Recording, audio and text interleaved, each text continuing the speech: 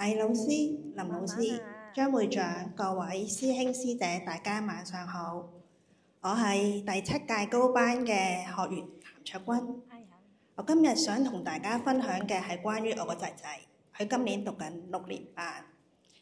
記得由幼稚園到初小嘅時候呢，每次見親家長，老師都會同我講同一番説話，就係話你個仔仔專注力好唔夠啊，記性好差啊，每次能夠靜靜地坐喺度温書嘅時間係少過30分鐘，咁樣唔得㗎。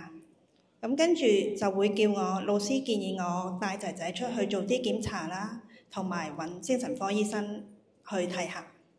咁當時我冇咁做㗎，因為我知道唔想咁細個就接觸太多藥物，因為咁細個接觸太多藥物嘅話，會對佢身體會造成一定嘅負荷。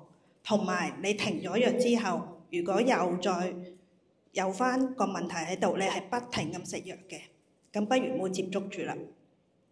咁好啦，如是者去到4年班，佢嘅成績一落千丈，除咗音樂、藝術、體育科之外，全部唔合格。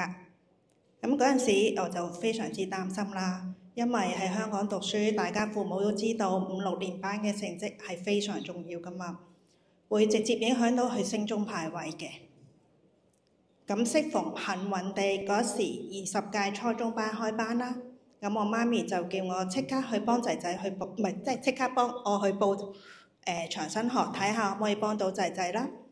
咁學完之後，我每晚立即係每晚幫仔仔調整C7、C6，整個頭部，每個部位大概25分鐘。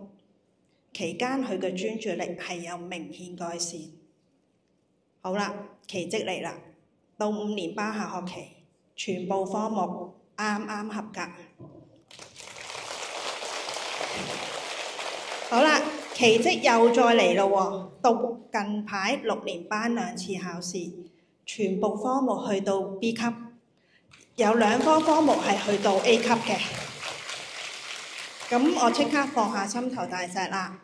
咁而呢個咁大嘅進步呢，對我同仔仔都非常之鼓舞㗎。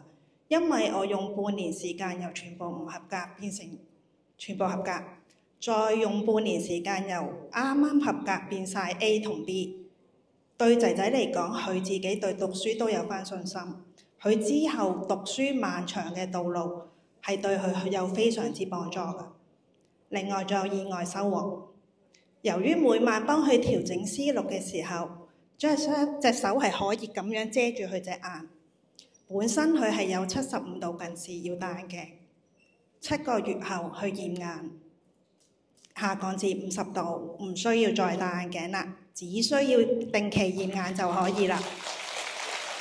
咁由於而家呢，仔仔每晚都會主動叫我幫佢調整㗎喎，佢話：媽咪啊，你幫我調整嘅時候呢，我好舒服，好似有啲嘢喺個頭裏邊走下走下，咁而且令到我可以好快瞓覺。咁所以在座各位爸爸媽媽，如果你哋夜晚想早啲有自己嘅私人時間嘅話，不妨可以早啲幫仔仔女女調整，唔夠5至10分鐘，佢哋就已經瞓到咕咕聲㗎啦。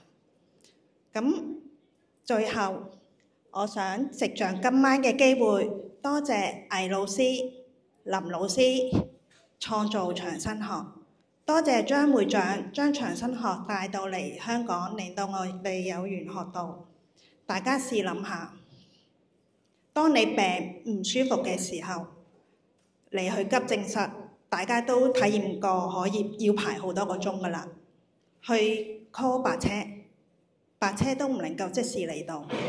你牙痛預約醫生都要好幾日啦。